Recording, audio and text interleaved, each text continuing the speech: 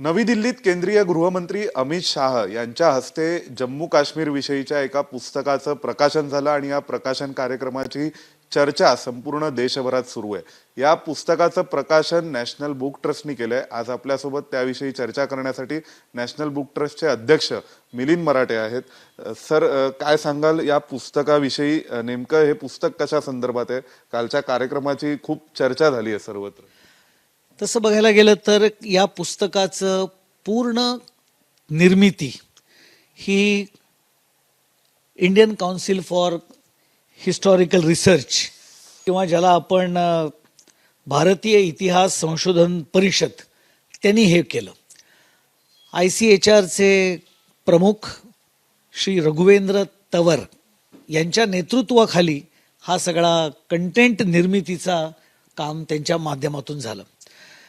पण गेल्या वर्षीच्या new Delhi world book fair 2024 जे 10 फेब्रुवारी ते 18 फेब्रुवारी भारत मंडपममध्ये भरलं होतं, त्यावेळेला त्या महोत्सवामध्ये याची प्रदर्शनी याच नावाने नॅशनल बुक ट्रस्टने लावली होती। त्या बुक फेस्टिवलमध्ये जवळजवळ 20 लाख लोकांनी त्याला भेट दिली। ते खूप चांगल्या प्रकारचं प्रदर्शन जम्मू काश्मीर आणि लडाख याबद्दलची संपूर्ण माहिती देणारं असं होतं आणि त्यामुळे नवी दिल्ली वर्ल्ड बुक फेअर नंतर राष्ट्रीय पुस्तक न्यासाची जितकी पुस्तक महोत्सव झाले त्या सगळ्यामध्ये ह्या प्रदर्शनी आम्ही प्रत्येक ठिकाणी लावल्या। म्हणजे अगदी उदाहरण घ्यायचं झालं तर ऑगस्ट महिन्यामध्ये चिनार पुस्तक महोत्सव हा श्रीनगरमध्ये कार्यक्रम झाला, त्यावेळेलाही ही प्रदर्शनी तिथे लावली। लखनौमध्ये गोमती पुस्तक महोत्सवामध्ये ही प्रदर्शनी लावली आणि त्यामुळे एका अर्थाने ही प्रदर्शनी गेल्या वर्षीच्या राष्ट्रीय पुस्तक न्यासाच्या नवी दिल्ली वर्ल्ड बुक फेअरमध्ये ही पहिल्यांदी लावली गेली। काम त्याचं आधीपासून चालू होतं, त्याचाच परिपाक म्हणून ती प्रदर्शनी झाली। त्यावेळेला असं लक्षात आलं, माननीय शिक्षण मंत्र्यांनीही आग्रह केला की अरे या प्रदर्शनीचं खरं म्हणजे पुस्तक व्हायला पाहिजे आणि त्यामुळे मग त्याच्यावर काम सुरू झालं। कारण प्रदर्शनी आणि पुस्तक ही दोन वेगळी माध्यमं आहेत आणि त्यामुळे माध्यमांतरावर थोडं काम करायला लागणार होतं आणि म्हणून ते काम ICHRने केलं। आणि आज खूप आनंदाची गोष्ट आहे की काल जम्मू काश्मीर आणि लडाख या राज्यांशी संबंधित असणारे मोस्ट रिलेव्हंट पर्सनॅलिटी भारताचे गृहमंत्री आणि सहकारिता मंत्री अमित शहा यांच्या हस्ते या पुस्तकाचं प्रकाशन झालं। त्यामुळे हा खरं म्हणजे या पुस्तकाचा इतिहास आहे असं म्हणायला हरकत नाही। या पुस्तकामध्ये असा जो पूर्ण इतिहास इतक्या वर्षांचा काश्मीर संदर्भातला आहे, तर त्या अनुषंगाने कश्यप ऋषींचं नाव आणि त्यावरून काश्मीर नाव पडलं असावं असंही अमित शाह म्हणाले। अमित शाह म्हणाले की एक कंटिन्युटी आहे या सगळ्या इतिहासामध्ये। तर त्याबद्दल तुम्ही काय काय सांगाल की असं काय या पुस्तकामध्ये तपशील आहेत की ज्यामुळे अमित शाह असं म्हणाले? नाही, कसं आहे, कश्यप ऋषींच्या वरून काश्मीर हे नाव पडलं अशा प्रकारची चर्चा ही अनेक लेखकांनी केलेली आहे। पण खरं बघायला गेलं तर काश्मीरचा उल्लेख एक जनपद म्हणून, एक सभ्यता म्हणून अनेक ठिकाणी त्याचा संदर्भ आहे। म्हणजे अगदी वेदांमधल्या ऋचांमध्ये काश्मीरचा उल्लेख आहे, त्याचं पुराव्यासकट या पुस्तकामध्ये वर्णन आहे। महाभारतामध्ये काश्मीरचा उल्लेख आहे, ते श्लोक इथे उद्धृत केलेले आहेत आणि त्यामुळे खरं म्हणजे प्राचीन अनेक ग्रंथांपासून या काश्मीरबद्दलचे उल्लेख आहेत आणि त्यामुळे मला असं वाटतं की केवळ कश्यप ऋषींवरनं काश्मीर हे जितकं खरं आहे तितकं खरं म्हणजे अनेक लोकांचं त्यामध्ये कॉन्ट्रीब्युशन आहे। म्हणजे पाणिनी कुठले आहेत, लल्लेश्वरी कुठले आहेत, अभिनव गुप्त कुठले आहेत, ललितादित्य राजा की ज्याचं राज्य हे काश्मीर मूळ होतं पण जवळजवळ उत्तर क्षेत्रामधला सगळा प्रदेश त्यावेळेला ललितादित्यच्या ताब्यामध्ये होता आणि त्यामुळे अशी ही काश्मीरची जी एक विरासत आहे त्याचं खूप चांगल्या प्रकारचं वर्णन आणि सातत्य कसं राहिलं आणि ते सातत्य जवळजवळ म्हणजे मला तर असं वाटतं की रेफरन्सेस प्रमाणे तर 10 ते 12 हजार वर्ष इथपर्यंतचे त्याचे रेफरन्सेस, आणि हे BC म्हणतोय मी, म्हणजे त्यात अजून हे 2000 ॲड करायला पाहिजेत. तर असा एक खूप चांगला दस्तावेज, एक चांगलं डॉक्युमेंट की जे रिसर्च बेस्ड आहे, म्हणजे यातल्या कुठल्याही संदर्भाबद्दलचे पूर्ण पुरावे हे या पुस्तकामध्ये दिलेले आहेत.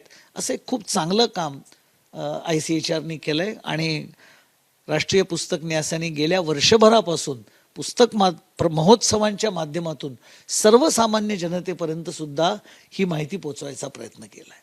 म्हणजे थोडक्यात काश्मीर हे जे नाव आहे किंवा काश्मीर हा शब्द आहे, या शब्दासोबत एक मोठा प्रदीर्घ इतिहास जोडला गेलेला आहे आणि तो भारताचा आहे असं आपण म्हणू शकतो का? कारण अनेकांनी लगेच नाव बदलाविषयीचे वगैरे चर्चा सुरू केल्या. नाही, नाव बदलणं या चर्चेला खरं म्हणजे अर्थ नाही. पण काश्मीर हा भारताचा अविभाज्य भाग होता आणि तो केवळ जिओ पॉलिटिकलशी संबंधित नाही, तर तो जिओ कल्चरशी संबंधित आहे, तो भूसांस्कृतिक आहे. तिथे अनेक प्रकारच्या ग्रंथांचं निर्माण त्या ठिकाणी झालं. तिथनं अनेक बुद्धिजीवी बाहेर पडले.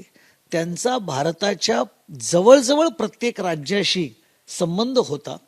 त्यामुळे या प्रकारची माहिती ही माझ्या मताने पहिल्यांदा सर्वसामान्य लोकांकरता इतक्या अधिकारिक पद्धतीने, अधिकारवाणीने ही मांडली गेली आहे.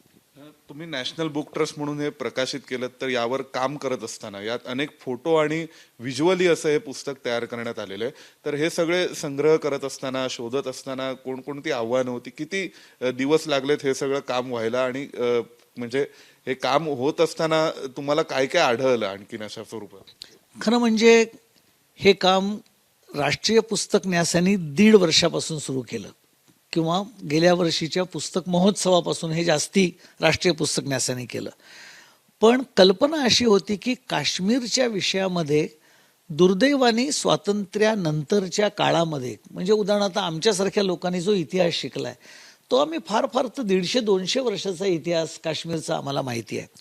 आणि त्यामुळे याच्यावरती एक अधिकृत पुस्तक यावं हा प्रयत्न राष्ट्रीय पुस्तक न्यासाने भारत सरकारचे केंद्रीय शिक्षण मंत्री धर्मेंद्र प्रधान यांच्या आग्रहाखातर हे केलं.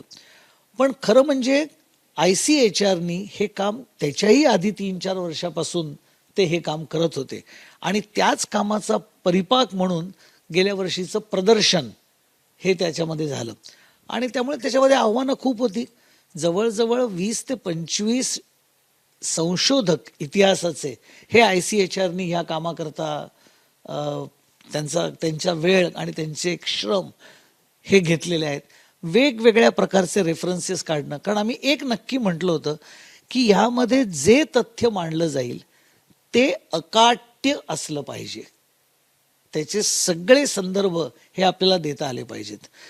थोडा जरी मुद्दा अस्पष्ट आहे असं वाटलं तर आपण तो लिहूया नको याच्यामध्ये, अशा प्रकारच्या चर्चेतनं. त्यामुळे अकाट्य तर्क शोधणं हे एक मोठं चॅलेंज होतं. पण रघुवीर तन्वर साहेब यांच्या नेतृत्वाखाली ICHRच्या संशोधकांनी ज्या प्रकारचं काम केलं त्याला तोड नाही. पण यात फोटोग्राफिक ज्या एलिमेंट्स आहेत, तर त्या सगळ्या गोष्टी कशा गोळा झाल्या? म्हणजे यानंतरच करण्यात आल्यात की अनेक वर्षांपासून संग्रह होत होते? नाही, एक आहे की ICHR मध्ये काही फोटोग्राफ्स आहेत. त्याच्यानंतर ऑक्सफर्ड युनिव्हर्सिटीमधनं सुद्धा काही फोटोग्राफ तिथनं मिळाले. काश्मीर विषयामध्ये काम करणारे जे शास्त्रज्ञ आहेत, शास्त्रज्ञ म्हणा किंवा इतिहास तज्ज्ञ आहेत, त्यांच्याकडनं काही रेफरन्सेसमधनं फोटो मिळालेत. त्यानंतर पांडुलिपी, म्हणजे ज्याला म्हणता येईल की शारदा लिपी, खरोष्टी लिपी, त्याच्यानंतर ज्याला आपण म्हणतो की दगडावरती कोरलेलं शिलालेख, ह्याचे अनेक फोटोग्राफ्स हे संशोधकांनी केलेले आहेत, कारण ह्याच्यावरती काम झालेलं आहे. आणि त्यामुळे ते फोटो उपलब्ध होते. पण ते सगळे एकत्र करणं आणि त्याचं एक क्रमबद्धता उत्पन्न करणं हे खरं म्हणजे मोठं चॅलेंज होतं. या पुस्तकाच्या अनुषंगाने अजून वेगवेगळ्या प्रतिक्रिया सगळ्यांकडून काय आल्या? ज्या ज्या मंडळींनी हे पुस्तक पाहिलंय, किंवा काल अमित शहा यांच्या प्रतिक्रियेची तर सगळ्या देशात चर्चा सुरू आहे, पण इतरही मान्यवरांनी काय काय प्रतिक्रिया दिली? नाही, खूप चांगल्या प्रतिक्रिया आल्या. एक म्हणजे हे अत्यंत समयोचित आणि इतिहास खरा लोकांसमोर मांडणं या कल्पनेने लिहिलेलं हे पुस्तक आहे आणि येणाऱ्या काळामध्ये वेगवेगळ्या विषयातला इतिहासाची सत्यता ही लोकांसमोर आणली पाहिजे. त्यामध्ये कुठलाही राजकीय स्वार्थ असता कामा नये. जो सत्य इतिहास झालेला आहे तो जसाच्या तसा शास्त्रज्ञांनी याच्यामधनं समोर आणलाय, इतिहास तज्ज्ञांनी समोर आणलाय, ही प्रतिक्रिया आली. काहींनी असं म्हटलं की पुस्तकाचं प्रकाशन तर झालं, पण आता याच्यावरती प्रत्येक महाविद्यालयामध्ये, प्रत्येक शाळेमध्ये त्या त्या स्तराप्रमाणे चर्चा व्हायला लागेल की या पुस्तकामध्ये काय म्हटलंय. कारण बऱ्याच वेळेला प्रकाशनाच्या कार्यक्रमामध्ये एक मोठी रूपरेषा त्या पुस्तकाबद्दल येते, पण या पुस्तकामध्ये काय म्हटलंय, आपल्याला कुठल्या गोष्टी पहिल्यांदाच लक्षात आल्या. त्यामुळे अशा याच्या चर्चाही व्हाव्यात आणि राष्ट्रीय पुस्तक न्यास येणाऱ्या काळामध्ये दिल्लीमधल्या महाविद्यालयांमध्ये ह्याच्या चर्चांचे पण कार्यक्रम आपण करणार आहोत. त्यामुळे अशा अनेक प्रतिक्रिया उत्साहवर्धक या राष्ट्रीय पुस्तक न्यासाला मिळाल्या. आतापर्यंत हा जो इतिहास समोर आला नाही, काश्मीरचा पुरातन इतिहास आपण एक प्रकारे म्हणू शकतो, हा काही स्वार्थापोटी आणला गेला नाही का हा समोर येऊ शकला नाही, की एक प्रकारे विश्वासच असा तयार झाला होता की यापूर्वी 47 पूर्वीचं असं काही नाहीच आहे देशामध्ये आणि त्यामुळे हा मांडला गेला नाही. नेमकं यामागे कारण काय होतं, तुमचं काय अंदाज आहे याविषयी? नाही, मला यामध्ये असं वाटतं की आपल्या देशाला जी 150 वर्षाची गुलामी सहन करायला लागली, त्यावेळेला जे जे भारतीय आहे, ज्याची ज्याची नाळ भारतीयत्वाशी जोडलेली आहे, ते सगळं विस्मरणात जावं हा एका अर्थाने या देशावर राज्य करणाऱ्या सत्तेचा विचार होता, डाव होता. आणि दुर्दैवाने आपल्याच देशातल्या काही तथाकथित इतिहास तज्ज्ञांनी सुद्धा दुर्दैवाने ह्याला मदत केली आणि म्हणून ब्रिटिश सत्ताधाऱ्यांना जे योग्य किंवा जे लोकांमध्ये पोचेल असं वाटत होतं त्याच प्रकारचा इतिहास एका अर्थाने पेड इतिहास तज्ज्ञांसारखा त्यांनी लिहिला. हे दुर्दैव आहे. पण हे सगळं असताना सुद्धा सत्य इतिहास विखुरलेल्या स्वरूपामध्ये सगळ्या ठिकाणी होता. या निमित्ताने तो एकत्र झाला. पीओके संदर्भात पण काही यामध्ये विशेष उल्लेख आहेत, जो पाकव्याप्त काश्मीर सध्या म्हटला जातोय त्या ठिकाणचे? नाही, त्याच्यामध्ये पीओके असं नाही, एकूण जो पूर्ण काश्मीर आहे. त्यामुळे तुमच्या प्रश्नाचं उत्तर असं आहे की पीओके संदर्भातला उल्लेख स्वाभाविक आहे, पण त्याला पीओके असं म्हटलेलं नाही. कारण तो पीओके हे अक्षरशः 70-75 वर्षापूर्वीची घटना आहे, 1947 मधली. पण 47च्या युद्धामध्ये काश्मीर वाचवण्याकरता, ॲक्सेशनवरती सही करण्याकरता जे जे घटना घडल्या त्या सगळ्याचा याच्यामध्ये उल्लेख आहे. पण आज पीओकेमध्ये आहे, पण मूळ काश्मीरमध्ये त्यावेळेला ज्या प्रकारच्या घटना होत्या त्या सगळ्याचा उल्लेख ह्याच्यामध्ये आहे. पण प्रत्येक वेळेला हे आजचं पीओके असं नाही आहे. पण शेवटच्या चॅप्टरमध्ये 47 नंतरचा काश्मीर आणि आधीचा ही कंटिन्युटी मात्र जरूर दाखवलेली आहे. एक शेवटचा प्रश्न, आता दिल्लीमध्ये वर्ल्ड बुक फेअर होणार आहे, तर त्यावेळी हे पुस्तक उपलब्ध असेल का लोकांसाठी, काय सांगाल सर्वसामान्य वाचकांना? निश्चित हे पुस्तक उपलब्ध असेल. 1 फेब्रुवारी ते 9 फेब्रुवारी 2025 भारत मंडपम या ठिकाणी new Delhi world book fair 2025 याचं आयोजन राष्ट्रीय पुस्तक न्यास करता आहे.